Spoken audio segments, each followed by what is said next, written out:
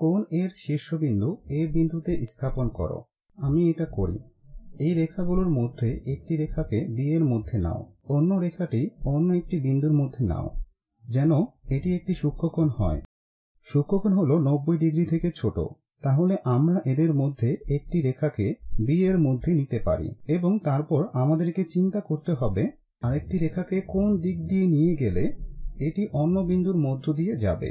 আমাদের এখানে সতর্ক থাকতে হবে, কারণ আমাদের এই বৃত্তচাপটির দিকে লক্ষ্য রাখতে হবে, যেটা আসলে প্রকাশ করেছে এই যন্ত্রটির মাধ্যমে পরিমাপকৃত কোণটি কত।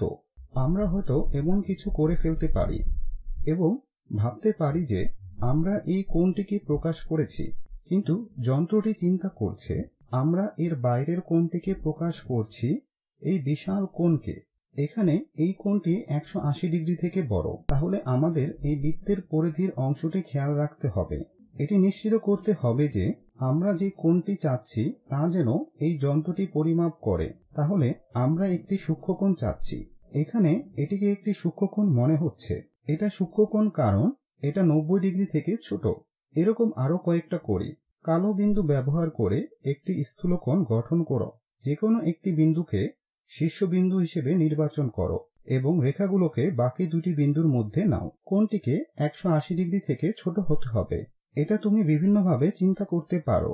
তুমি ওই বিন্দুটি নিতে পারো, কিন্তু তুমি যখন অন্য দুটি বিন্দু দিয়ে যাবে, ঠিক এখানে এটি একটি সূক্ষ্মকোণ হবে। এটা 90 ডিগ্রি থেকে ছোট। তুমি আবার এভাবে করতে পারো। রেখাগুলোর অবস্থান পরিবর্তন করো। এখন যন্ত্রটি এই কোণটির কথা চিন্তা করছে। এটা না, বাইরের এই কোণটির কথা, কিন্তু এটি 180 ডিগ্রি থেকে বড়। তাহলে এটিও হবে না। তার মানে আমরা শীর্ষবিন্দু হিসেবে ভুল বিন্দুকে নির্বাচন করেছি। তুমি যদি এটি সরিয়ে চোখের আন্দাজে শীর্ষবিন্দু হিসেবে এটিকে নির্বাচন করি, তাহলে মনে হয় 180 ডিগ্রি থেকে ছোট সবচেয়ে বড় কোণটি পেয়ে যাব। তাহলে এটি করি, এখানে শীর্ষবিন্দু স্থাপন করি। এখন মনে হচ্ছে আমি এটিকে 180 ডিগ্রি কোণ গঠন করেছি। আমাদের সতর্ক থাকতে হবে আমরা যেন ঠিক এই বিন্দুগুলো দিয়েই যাই, না হলে এটি আমাদের ভুল ফলাফল দেবে।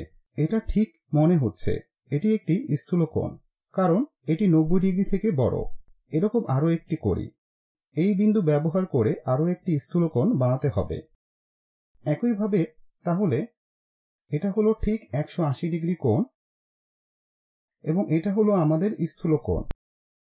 এটি একটি স্থূলকোণ কারণ এটি 90 ডিগ্রি থেকে বড়।